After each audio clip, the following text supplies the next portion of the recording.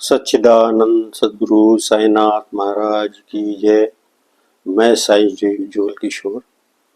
मेरे साथ साई लीलाएं के अनुभव में 25 मार्च को क्या हुआ, 2006 में मेरी बेटी की शादी 30 अप्रैल को थी। हम लोग मध्य प्रदेश के विदिशा में, मैं और मेरा साड़ू भाई दोनों वहाँ पर जो हॉल बुक किए थे उसको देखने जा रहे थे। तो रास्ते में क्या हुआ, जब हम नागपुर के नज़दीक पहुँचे तो मेरे साड़ू भाई ने कहा कि भैया अपन लोग खाना वाना खा लेते हैं। मैं बोला अच्छा ठीक है। तो उसने पूरा खाने का वो सब खोला तो देखा कि 2 पैकेट पूड़ी है और बहुत सारा खाना है। अरे मैं बोला इतना सारा खाना अपन कैसे खाएंगे यार, बस मैं तो बहुत थोड़ा खाता हूँ।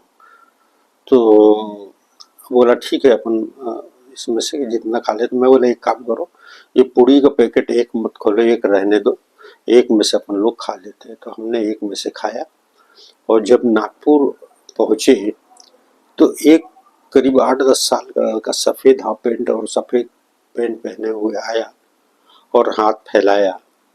तो मैंने उसको पूड़ी का पैकेट दिया, फिर भी वो खड़ा रहा। तो मैंने उंगली दिखा करके कहा ये चाहिए, ये चाहिए, ये चाहिए। तब एक नागपुरी चूड़ा का पूरा पैकेट था, मैंने उसकी ओर इंगित किया तो उसने, जब मैंने कहा ये चाहिए तो उसने सिर हाथ हिलाया, मुंह से कुछ नहीं बोला। तो मैंने वो पैकेट उसको दे दिया और वो लेके चला गया।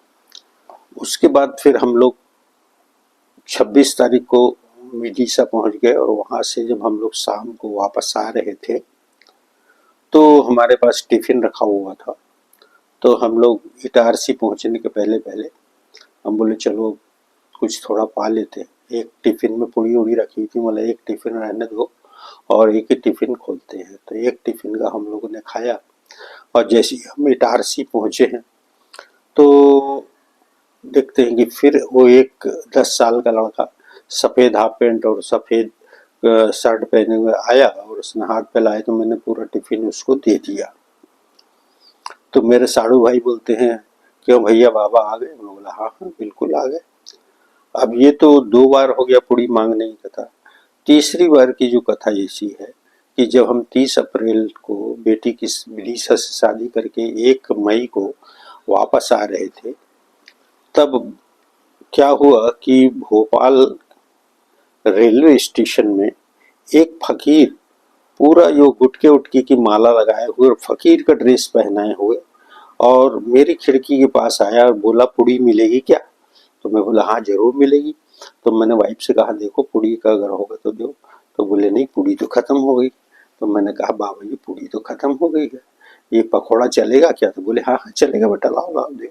तो उसने, मैंने पकौड़ा का वो कागज में लपटा हुआ था उसको दिया।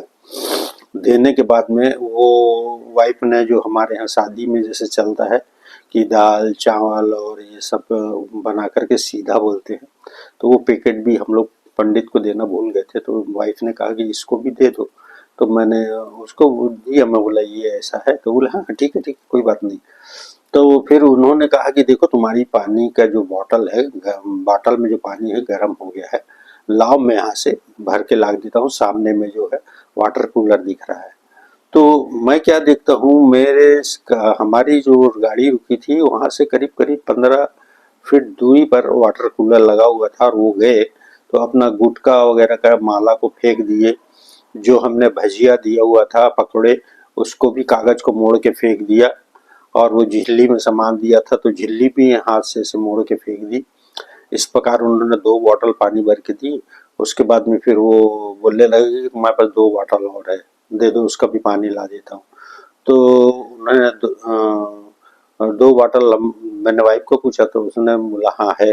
तो उन्होंने 2 बॉटल दिया। तो मैंने 5 रुपए का सिक्का निकाल के उसको उनको दिया।